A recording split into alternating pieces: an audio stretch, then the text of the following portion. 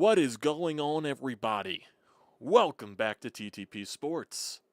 I said I was going to do 2-game recap after tomorrow, but I was like, yeah, didn't feel like it. Didn't feel like waiting because I got to talk about this Phillies team. I got to talk about a team that keeps winning. I got to talk about a team that's playing a fun brand of baseball. I got to talk about a team that is a magic number now down to 3 for the National League East. It is perfect. It is spectacular. This team keeps winning. They keep playing very fun brand of baseball, but also still dealing with injuries. Edmundo Sosa left with an injury in this game. Apparently, he was playing the game banged up too. So they played with fire there, and it sounds like he had groin tightness. Edmundo Sosa, that is. So he's day-to-day. So they're going to have to monitor that. So that's interesting. Now also, even though he wouldn't have been a factor in the postseason to begin with, Jose Alvarado's also now on the 15-day IL, so his season is basically done. Granted, like I said, he's not going to be expected in the postseason. He's not eligible for the postseason. So I guess that does not matter at the end of the day. What else? You also have to add Walker Buehler to the roster. That's why Jose Alvarado also went on the IL. So I'm sure there's some type of injury with Alvarado, but who knows? Maybe it could also be phantom stuff, but I'm sure there's some type of injury with Alvarado. So they're basically saying his season is done. So yeah, Sosa, that's something definitely to monitor, especially since now that you have so many people that are injured. So it's definitely going to test more depth in that predicament. So that probably means Bryson Stott's going to have to play shortstop for the next few days, and they'll probably debate whoever's going to be playing second base, so that's definitely going to be a question mark right there. Hopefully it's not a long-term thing with Sosa. They are saying it's day-to-day. It's just groin tightness, so I guess they'll just monitor it as the days continue. But today, very good win. Another very good win. Walker Buehler in his Phillies debut, very solid. Very solid. He did allow the run in the first inning, but he settled into the ball game. He allowed some base runners, allowed a few hits. Command was all over the place at certain points of the game, but I guess that's the Walker Buehler experience this season. But he was pretty solid. 5 innings, 1 earned run baseball, gets the win. Offense gives him some run support. He did what was asked of him. Now, granted, he's not, he is going to be eligible for the postseason roster, and I don't expect Walker Buehler to be anything part of the starting rotation. He's just in the rotation right now for depth purposes and to extend it into a 6-man rotation just so guys can get their extra days of rest. So I'm assuming once the playoffs and the postseason comes around, Walker Buehler will most likely be a bullpen arm at some point, most likely a long leverage type of guy, bullpen arm, I'm assuming at that point. He won't be a back-end bullpen guy. I'm assuming he'll be like either middle relief or long relief or something like that. But credit to him. Credit to Walker Buehler. He was solid. Bryce Harper had another home run in this game, using the other way, hitting the ball to the opposite field, especially where that home run was. So that's when Bryce Harper is going very well, is when he's using all parts of the field. So hopefully we are getting a good version of Bryce Harper in this next stretch, especially when you get closer to that Dodgers series, because if you have a hot Bryce Harper for that Dodgers series, look out. Otto Kemp continues to contribute. That was very fun to witness. He's been, really on a tear the past few games, realistically, since the start of the Mets series. So he's been stepping up since Alec Bohm went on the IL, being the starting third baseman right now. So good on him. Bryson Stott hits a home run. He continues to play a solid bat and a, great defensive as always. Brandon Marsh continues to hit the ball very well. Max Kepler continues to hit the ball very well. It's a whole collective unit. Harrison Bader once again continuing to hit the ball very well. He's still fantastic. Like I said, even Marchand's getting into the mix. With JT having a day off. Everybody is contributing. Everybody is doing their little part. It's great to witness. It is fantastic to witness. And that now results, after the win, your magic number being pushed down to 4, and then after the Mets get smoked once again by the Texas Rangers, they lost 8-3, which now moves your magic number down to 3 for the National League East. Fun times. You can't script it any worse for the Mets on how much that team is collapsing. It is insane. What if they lost 7 in a row now? You can't. They go up against Jacob deGrom. They allow 6 runs in the first inning. I believe one of their rookie pitchers was on the mound, if I'm not mistaken. I think it was Tong or something like that, whatever his name is. They allow 6 earned runs in the top of the first inning. The game was over right there from the get-go. Yeah, they made it 6-3, but do you really trust that Mets team to come back into a ball game, a team that has not won a single ball game after trailing through 8 innings? Hell no.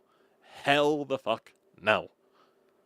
So what did the Mets do the rest of the series against the Texas Rangers, who have been pretty hot recently? Probably not the best confidence in the world right there for Mets fans.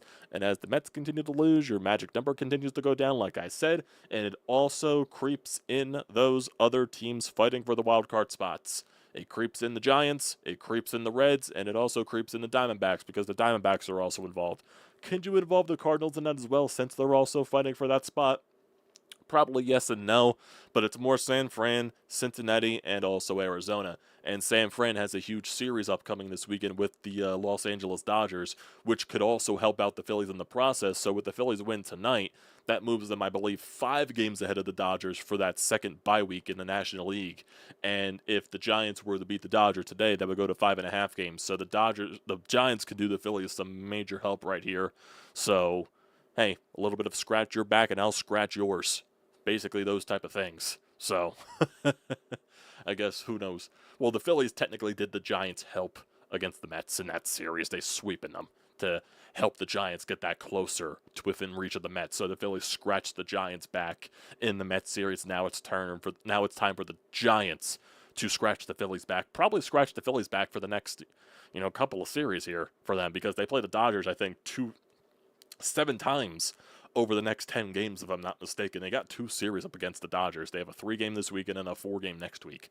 So it's going to be very interesting. It's going to be very interesting. So we'll see how things play out, because obviously you got the Phillies and the Dodgers Monday through Wednesday, and then the Dodgers and the Giants have that 4-game series starting that next Thursday as well. So it could be very interesting in terms of the bye week. Very interesting stuff, while the Phillies also go down to play the Arizona Diamondbacks next weekend. So things are shaping up pretty nicely here, boys. Pretty nicely. And the Phillies playing fun baseball. Playing some very fun baseball. Fun-inspired baseball. That's all you can ask for at this point. Now, people would like to say, are they peaking at the wrong time? Are they peaking too soon? I digress. I would digress on that. That's kind of a 610, 632 type of thing. That meme. They're playing inspired. They're playing inspired. If you want to call it peaking too soon, whatever you want to call it, that makes you sleep better at the end of the day. I call it a team that's, finding a way to play good baseball at the right time, possibly. Because we all know what the way baseball is this year. There's not that one team that's really standing out from the bunch. The American League is very weak. The National League is all over the place. So it's really anybody's game, and the Phillies can find a way to just, not really cruise through everything, but find a way to get to their peak form at the right time. That's the most important thing that they can do. And they're doing this with a lot of injuries. They're doing this without Zach Wheeler, obviously. They're doing this without Trey Turner, who's most likely not coming back into the playoffs. Same thing. Well, Alec Boehm's most likely going to be coming back at some point next week. He was only on the 10-day IL, so he would probably come back at some point next week. Trey could come back in the final week of the season, but honest to God, if everything's wrapped up by then, they probably don't even want to force Trey getting out there on the field. They just give him that extra rest, which probably would make sense there at the end of the day. So keep doing your thing. Keep doing your thing. And they keep doing their thing. That's what this Phillies team has been doing for a little bit right here. I'm telling you, man, that one game against the Milwaukee Brewers, where Taijuan Walker allowed a lot of runs early, and they came back and fought in that game. It was a back-and-forth battle. They find a way to get a grindy win in that type of fashion, and you find a way to win 2 of 3 against the Milwaukee Brewers, who were the hottest team in baseball at that point. I don't know. Something started clicking at that rate. Something started clicking there. Granted, they did win 3 of 4 against the Braves before that, and also that was following getting swept by the Mets in Citi Field. So who knows, maybe getting swept by the Mets sparked them a little bit. I'm not entirely sure. But I would say over this stretch, this is probably the most consistent the offense has been for a little bit here. Really the entire season. For like a long stretch, the offense has been very consistent. And that is very fun to watch. Every single person is contributing. You can't make it up. You can't make it up. So, Going over the stats of today's game, Walker Buehler, 5 innings, 5 hits, 1 earned run, 1 walk, 3 strikeouts on 90 pitches. Very solid stuff from him. Like I said, he is only expected to be depth in the rotation, and then most likely will be transitioned into the bullpen once October comes. And then if you just go through the details of this game, the Royals got on the board first with an RBI single by Garcia to put them up 1-0. The Phillies then tied it in the bottom of the second inning thanks to a Rafael Marchand sacrifice fly with the bases loaded. They could have scored more, but they left some meat on the bones. But then you go to that bottom of the third inning. Schwarber with a leadoff walk. Harper with a 2-run shot going the other way, which is fairly good for Bryce Harper. Becomes a 3-1 Phillies lead. Marsh then tripled a deep left field, so Marsh also using the entire field there. Then Kemp with an RBI single. Makes it a 4-1 Phillies lead as well. Go to the bottom of the fourth. Marchand with a leadoff double. Bader with a double right after that. Makes it 5-1. Schwarber with a double, so 3 doubles in a row. That makes it 6-1. And then eventually when you get into that bottom of the seventh inning, you get that Stott 2-run shot to make it an 8-2 lead. And then that would be the game right there. They were hitting into a lot of double plays today. They got a lot of base runners in this game. You're not going to hit with every single opportunity. You went 5 for 12 with runners in scoring position, so you're not going to hit every single chance you get. That's just the bottom line right there. If you look at the offense today, 14 hits. Harrison Bader, once again, fantastic in the leadoff spot, 2 for 5 with an RBI. His batting average is up to 284 right now. He just is on an insane tear. It's crazy. Kyle Schwarber, he went 1 for 4 with his RBI double and a walk. Bryce Harper went 2 for 4 with a 2-run shot and a walk as well. Brandon Marsh went 1 for 4 with his triple. Otto Kemp went 2 for 4. Brandon Marsh in the cleanup spot, actually. That's kind of funny, but also mix up the lineup because JT had a day off. Kepler, he went 2 for 2 with 2 walks, so perfect day right there for Max Kepler. Edmundo Sosa, he went 0 for 3 before he came out of the ballgame with the groin tightness. Weston Wilson went 0 for 1 in that scenario. Bryson Stott, he went 2 for 4 with his 2-run shot.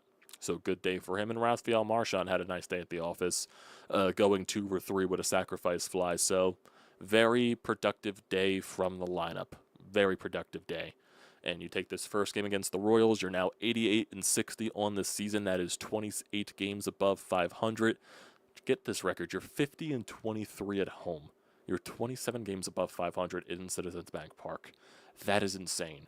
That is an insane, impressive record right there. And then you're also a game above 500 on the road, so your losses are going to have to come from somewhere. It's not like the Mets, who are 13 games below 500 on the road. Got to make fun of the Mets every chance you get.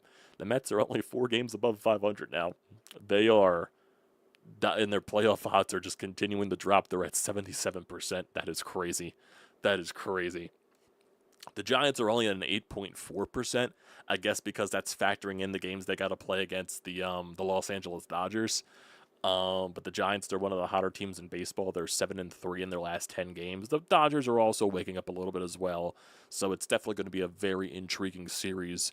I think they're in Los Angeles, or they could be. No, they're in San Francisco, and that game just got underway, it looks like. So that'll be very interesting. In terms of the Milwaukee Brewers, they are playing the St. Louis Cardinals right now after getting swept by the Texas Rangers. They're winning 5-2 in the bottom of the 7th inning. So if we want to look at those wild card standings, so after the Mets loss, they're now only a game up on the San Francisco Giants and the Cincinnati Reds, and they're only 2.5 up on the Diamondbacks. Crazy. Crazy, crazy, crazy. They're also 3.5 games up on the Cardinals, but I guess you could really just count the Cardinals out at this point. They're also very bad on the road. They're 10 games below 500 on the road, and it looks like they're starting to lose more games now than they are winning. What else? Giants and the Reds are tied at 74-72. That'll be very interesting. I think the Reds have the tiebreaker over the Mets, but I think the Mets have the tiebreaker over the Giants, if I'm not mistaken, because I know the Mets swept San Francisco in San Francisco, but then the Giants won 2 out of 3 in Citi Field. So, yeah, the Mets would have the season series right there. They would have the tiebreaker. But I remember somebody saying that the Reds have the tiebreaker against the Mets. They do. They do, because they won. So they won 2 out of 3 to start the second half from July 18th to the 20th. The Reds won 2 of 3 in Citi Field, and then they also won the 2 of 3 in Cincinnati. So they would have the tiebreaker over the Mets if the Reds and the Mets were the tie for that last wild card spot. Crazy stuff, boys. Crazy stuff. And if we look at the league standings, the National League standings, You're only a game and a half behind the Brewers right now, but if they hold on to win, beat the St. Louis Cardinals, that'll go back to 2 games. But you're also 5 games ahead of the Los Angeles Dodgers for that second place in the National League, for that second wild card spot. That's going to be very important. That is going to be very important for this team. They desperately need that. They desperately need that second bye week, or that that second bye spot. You know what I mean? So find a way to get as much separation from the Dodgers as possible, because realistically, like I said, that series in Los Angeles could very well decide the bye week. It very well could, because when I point out the Dodgers schedule the rest of the way, they got a tough schedule, no doubt, because they got San Francisco for 2 series, they got Philadelphia, they got Arizona, and they got Seattle. So those are going to be some very important series for all of those teams, basically. Important for the Giants in the aspect because they're still fighting for the wild card spot. Same thing with Arizona, and Seattle most likely would be fighting for the NL West lead at that point, unless things are shaping out differently. I'm not entirely sure what the AL West is doing. So Seattle right now is a half game behind Houston. Yeah, that NL West is going to come down to the brink. That is going to come down to the brink. That could be a very important series for Seattle, and for LA, I think that's on the road, and they close out their season on the road too in those 2 series. And LA is not that good of a road team. They're 4 games below 500 on the road. They're just really good in Dodger Stadium. So things are going to be very interesting as the days go along. And I think the Dodgers said that so the Phillies might be facing Shohei Ohtani on the mound in that series. I think Dave Roberts said it might be Monday or Tuesday's game. Because remember when we were going over the pitching matchups for that series, obviously the Phillies have the 3 lefties on the mound with Sanchez, Luzardo, and Ranger Suarez. One of the games for the Dodgers, I think it was Monday's game, they didn't have a pitcher announced. So it's either Monday or Tuesday they got Ohtani on the mound. The Dodgers do. So have the Phillies faced Ohtani on the mound at all this year? I'm not sure if they have. I know they played the Angels a little bit when Shohei was there. Obviously, Ohtani wasn't on the mound last year with the Tommy John stuff. No, I don't think they faced Ohtani on the mound, if I'm not mistaken. I don't think they have. So that might be the first time this team plays Shohei Ohtani. That would be crazy. That would be crazy. Granted, Ohtani has not been good on the mound this year since returning. So we'll see. We'll see. The Yankees beat the Red Sox today, so that's in terms of the AL East standings. What are the AL East standings like? Blue Jays are still in first place by 3 games. Yankees are behind by 3 games. Boston's back by 4.5. If you look at the wild card, the Yankees have the first wild card spot. The Red Sox have the second wild card spot, and the Mariners have the third wild card spot. Interesting.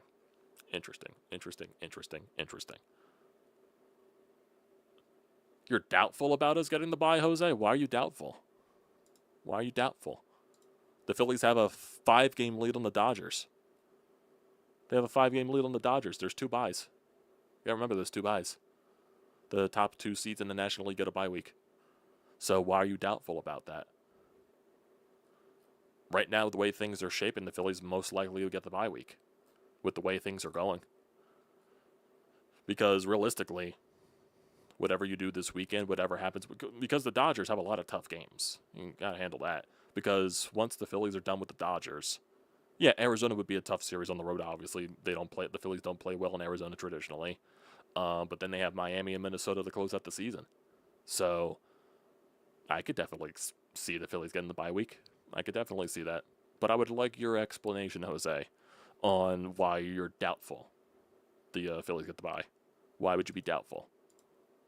I would like to hear that explanation. And maybe while Jose does that explanation, we'll go to the Anytime Hotline. We have 3 calls here from 2 people. Austin left 2 calls. And we also have a call from Sean. Let's get to the call from Sean, see what he has to say about tonight. Said it last night, I'll say it again. This is fun baseball. I mean, you're getting contributions up and down the lineup. You're getting a decent start from Walker Buehler. I mean, I think that's okay for his first start as basically a 4th or 5th starter on this team now, getting acclimated. Did his job, not workmanlike, and the offense continues to, put up crooked numbers. The only negative is you hope the injury to Edmundo Sosa isn't going to be anything that's going to linger. You're starting to run out of bodies, especially in the infield. Might have to call up Aiden Miller if that's the case. Who knows? Who knows? Gotta say this as I watch Harrison Bader. I was trying to figure out who he reminds me of, just overall. And since the hockey season is getting ready to start, he's the Phillies version of Brad Marchand. He's a guy that if you play against him, you can't stand him. He's cocky. He's got the fluorescent shit going on with the outfit and the wardrobe. But when he's on your team, you love the outlandish, outrageous personality, the arrogance. And hey, if he gets me 2 to 3 hits a night, you love him even more. Solid win by the Phillies. Thank you, Texas, for hopefully beating the Mets. Keep it up tomorrow. You want to sweep out Kansas City because the West Coast road trip is looming large. Oh, yeah. I wouldn't demand sweep in this series. If you do 2 or 3, I think that's pretty solid. Granted, because you also have Taijuan Walker on the mound tomorrow, and you still, even though Aaron Nola did pitch very well against the Mets his last time out, you still don't know what you're going to get from Nola every single start. So 2 of 3 could probably be more respectable, but if the offense keeps doing what they're doing, you could probably expect a sweep at that point. Yeah, that's definitely an interesting comparison right there for Harrison Bader. I really didn't think about that. Maybe that could be a thing. Maybe that could be the type of interesting comparison there. Because realistically, when you talk a lot of fans around baseball, from the teams that Harrison Bader has been on, most fan bases like him. Like most people say, oh, he's gonna be a player that you like. Because a lot of people do see the potential of a Harrison Bader. Granted, I don't think he's this good. I mean, he's been a solid baseball player his entire career. I don't think he's been this good, and I don't think he's this good. But hey, if he keeps doing this, I don't mind it. I don't mind it. That just means fucking John Middleton has to extend him, and he's nowhere near hell taking that fucking mutual option with the Phillies in his contract. He's definitely not accepting that. The Phillies would gladly take that, not Harrison Bader. He is definitely going to look to not get extremely paid, but get paid good for his standards. Probably 3 years at $30 million or something like that. But even though that'd be a contract, I'd be happily to pay. But who knows? Who knows? But yeah, playing good baseball. We'll just take it day by day. I don't know what they're going to do in this. Like I said, with Walker and Nola on the mound in the next 2 games, I'm not sure what's going to happen. But you never know. You never know if the offense keeps swinging the bat like they've been doing. Let's go to Austin. See what he's got. I do not have enough good things to say about this ball club. This is exactly the kind of lethal instinct that we have been waiting to see all year long. I was at the game on May 16th earlier this year where you began a 9-game winning streak. That was against Pittsburgh, 3 games at home. Then you had 4 games away in Colorado, and you took the first 2 games away against the Athletics. That was the longest streak so far this season. However, after seeing what you have been capable of doing during this homestand, I do believe you can do it again. This team has totally reversed my opinion of them, and credit must be given to Dave and the front office for their deadline trades. Harrison Bader has decided to become one of the most electric players in the entire sport of baseball. 6 extra base hit games in a row. He absolutely owns the Mets. This is insane. I don't know what else to say. He's just awesome. That narrative has been completely flipped on its head. The Mets. Forget that. I have officially bought back in. I am ready for Red October. This team looks more than ready for it. Best of health to Trey Turner. Best of health to Zach Wheeler. Thank you for getting us here. Hope we can see Trey in the postseason. In any case, look out, Major League Baseball. Godspeed. Interesting. And Joe buying back in. Ready to sell our soul again. We're doing it again, boys. We're selling our soul to this baseball team. Whatever they do in the postseason, they're getting us back where they want us. They're getting us back where they want us. And hell, I love buying back in. I love being delusional. But hey, they're playing good baseball. Like, seriously, if you're thinking about the vibes going into the playoffs last year, they weren't good, obviously.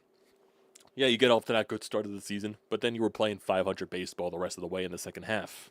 Realistically, you had to force yourself to realistically buy into the team and their chances just because of where they were at. Um, but overall this year, it's completely a 180. We really didn't believe in this team majority of the way through the season. The record was really good, and it described something else than what we believed because we thought the team's flaws and from them not doing enough in the offseason was just going to result in the same type of thing, running it back and all that stuff. But it still was resulting in wins. It still was resulting in a solid regular season. But it just felt like the stretches that they went on winning, it just didn't feel. It didn't feel authentic. It didn't feel like this was, not to say sustainable, but just like it didn't feel like a true championship team. You were a good regular season team, but we didn't see characteristics of a team that was, yeah, that team could go deep into the playoffs or something like that. Not like, no, that's a team that's good in the regular season, but then probably chokes on itself in the early part of the postseason. That's probably what happens. But right now, the way they're playing, I don't remember realistically a Phillies team playing like this in the second half that much. I'm trying to think because, well, yeah, the Phillies team in 2022, when Joe Girardi got fired and then Rob Thompson was the interim manager, they went on a hell of a run. They went on a hell of a tear, but then they all ended up having a very terrible September and almost crashed out of the playoffs. So, and then they went on that magical ride. 2023, they got off to a slow start as well. They had a very hot month of August. I don't think they had a bad September. They ended up getting the first wildcard spot, so I think they played better in the second half in 2023, and obviously the expectations were bigger.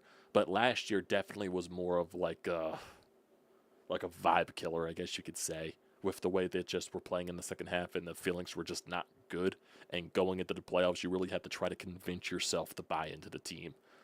The team right now, they're giving you a reason to buy in. They're giving you a reason to feel good about them with the way they've been playing for the past few weeks and the way that they're fighting through the adversity of all the injuries and, pass the baton to every single person. The starting rotation without Zach Wheeler stepping up right now with, Christopher Sanchez, Ranger Suarez, Jesus Luzardo, and all that stuff. The bullpen addition with Duran giving you a legitimate back-end option right there for the ninth inning, and then also acquiring. I really think, that those trade deadline acquisitions really didn't do it right away. It slowly churned into something. Like Harrison Bader, granted, he got off to a very slow start once he got here, but then once he fully got himself established, he went on.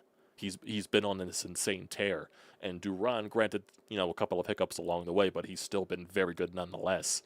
And that really solidified your bullpen to where it gave other guys their set roles. And we also can't undermine the David Robertson pickup because that also added another piece to the back end of the bullpen, a very solid option for the seventh or the eighth inning whenever you can use him in that situation. And that just lengthens your bullpen out to where you don't have to put much stress on guys like Kirkering or something like that. And maybe it eases the pressure on Strom as well. So it just gave you a different feel. It gave you a different sense of what this team could possibly be when they reach their full potential. And right now, with the way that they're fighting through the adversity of all the injuries, and they're just playing good at the right time, that gives you that sense of maybe they could do this. Maybe this is a team that we can buy into. And they're giving us a reason to buy into that. I think that's very important right there with the way this team is playing. Austin did leave another call, so let's get to him and see what he has to say on the second go-through. I have to add this. So I'm looking at the standings now. Not only are you the first team to get to 50 wins at home of all Major League Baseball, 50 wins, you have 10 more games at home than a team like the Rockies has at all. So anybody that comes to Citizens Bank Park in October, I don't know what they're going to do. It is going to take acts of God, natural disasters. I don't even know what, but I cannot express how positive I feel about this team and how ready I am for the playoffs. I bought another City Connect shirt. I'm wearing it today when I was at the stadium yesterday. And I might never take it off if they keep winning. Let's hope that happens. Got you buying the merchandise now. Crazy. Oh my God. Austin is insanely bought in now. I love it. I kind of love it. I kind of dig it. Yeah, man. It's definitely a crazy time. It's definitely a crazy time. I did see there's an update on the Dodgers and the Giants game. Giants are already winning 1-0 in the bottom of the first. They got a runner on second base with one out there. So keep doing what you're doing, Giants. Keep doing what you're doing, because that would help us out a lot. Because if the Giants win tonight, that's a 6-game lead on the Dodgers. And if you can get as a lot of separation as possible going into that Dodger series for that bye week, it could be very good. It could be very helpful. Looks like Jose hasn't answered about the why he's doubtful about the bye week. Either he's not paying attention, or he doesn't have a legitimate excuse. Only kidding. Only kidding. Chef Petey, go Reds. Wow, we got a Reds fan in the chat here. Well, I hate to break it to you, your Reds are losing 1-0 to the Athletics right now in the second inning. Granted, game is still very early, so we'll see. Yeah. Jonathan, Phillies in arm's length at the 1 seed. Gonna get me. Gonna get it, methinks. Go Phillies. Mets on the verge of no playoff. OMG. Yeah, if the Mets keep losing at this rate, seriously, their record in the second half is downright as bad as the Washington Nationals record. I think there was a stat out there. They have one of the worst records in baseball compared to the Washington Nationals in the second half. Like, that's how bad they've been. That is how bad they've been. It's either since the second half started, or it's way before that. Like, ever since, like, I believe, when did they start? Like, 45 and 20 something on the season? Ever since then, they've been one of the worst teams in baseball. Realistically, ever since then. Like a record comparable to the Washington Nationals. It has been that bad. It has been that bad. Honest to God, you could call it, if they missed the playoffs, you could call it one of the most historical collapses in Major League Baseball. How badly they collapsed. It is insane. Like, we know how the Washington Nationals in 2017, the way they came from way below 500 and got into the playoffs and won the World Series. We could talk about the St. Louis Blues in the NHL in 2019, where they were in last place at the halfway point of the regular season and then climbed all the way back into the playoffs and won the Stanley Cup. We're talking about the New York fucking Mets that were almost 20 games above 500, and then somehow they're going to miss the playoffs if that's the case. That is a crazy collapse. Crazy if that's going to happen. They could have eased up yesterday going down 4-0 and said, sure, we already got our 3 out of 4, but they didn't. They took their souls and they're not looking back. Imagine if they play the Mets at home again in the NLDS or the NLCS. Total revenge for last year incoming. That's even if the Mets make the playoffs. But, I don't know, man. The Mets cheat. The Mets cheat in Citi Field. There's got to be something to that. There's got to be something to that record that they have at home and the record that they have on the road. It's too large of discrepancies. The way that you're 13 games below 500 on the road and then almost 20 games above 500 at home. Like, there's got to be a major explanation for that. If it's just fucking coincidence, that is a major fucking coincidence. Granted, they do have somebody on their coaching staff that is from the 2017 Astros. Wink, wink, nudge, nudge. They're from the 2017 Astros scandal. So, 1 + 1 = 2, maybe? I don't know. Coincidence? I don't know. Major coincidence. Could be. 100 plus walks, 110 plus walks for Soto going right down the toilet. I don't know, man. I don't know. Juan Soto seems like he is fully in it for the stats. Fully in it for the stats. What he did in that Philly series the other day, where the game was completely out of reach, and he stole third base just for the hell of it. Like, what are you doing? You're down by like 7.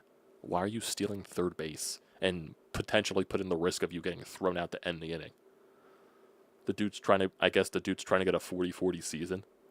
He is fully in it for the stats. He is fully in it for stat padding. It's crazy. how that changes. And some people do have that criticism of Juan Soto. Granted, he is a fantastic player. I'm not trying to knock his talent levels or anything. And people are saying he's having a bad year. The stats would probably tell you otherwise.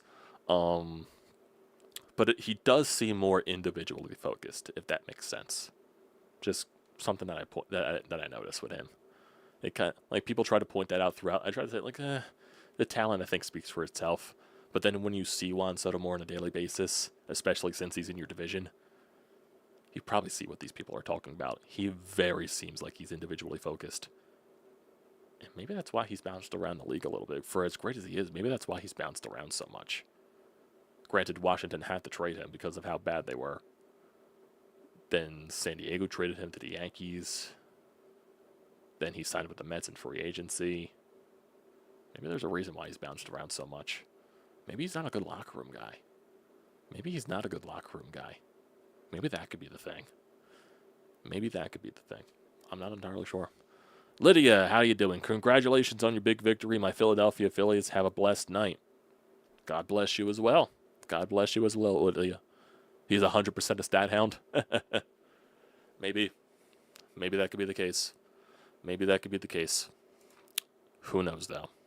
Who knows? As the Frank Fleming guy from Barstool continues to have gigantic meltdowns after every loss now. That dude's going to have a heart attack at some point. The way that he just completely just yells into his camera after every game. That's what you get for being a Mets fan, I guess. That's what you get for being a Mets fan. So, I think that'll do it for tonight, everybody. Good win by the Phillies. Good win by the Phillies. We will be back here tomorrow after tomorrow night's game. Tomorrow night is at, 6 o'clock, right? I believe it is a 6 o'clock game. That'll be Taijuan Walker going up against Ryan Bergert. Walker, obviously, we know what to expect from Taijuan Walker. Either he gives you length or he might allow a lot of runs. Who knows? Then Bergert, 2-2 with a 3.48 ERA in 72 innings. Yeah. And then you'll have Aaron Nola on Sunday afternoon. Now, granted, like I said, best case scenario for the Phillies, for them to clinch the National League East, is either you sweep this series and the Mets lose 2-3 to Texas, or you win 2-3 in this series and the Mets get swept by Texas. That's how you would win the NL East in this series. So, we'll see. We'll see how it progresses. Recap tomorrow. Sunday will be Eagles-focused, since that's Eagles versus Kansas City. So, Sunday will be primarily focused on the Eagles. Phillies obviously will be on in the background because I believe that's a 1:35 game, if I'm not mistaken. I think it is.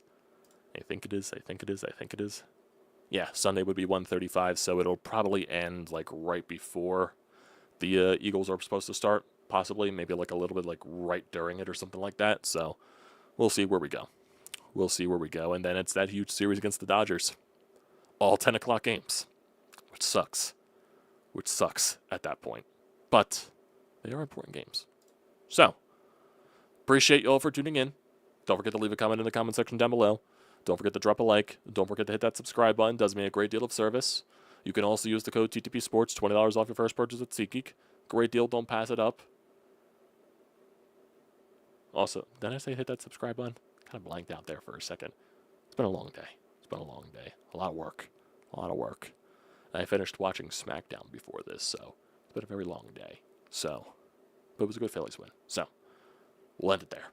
Thanks, guys, for tuning in.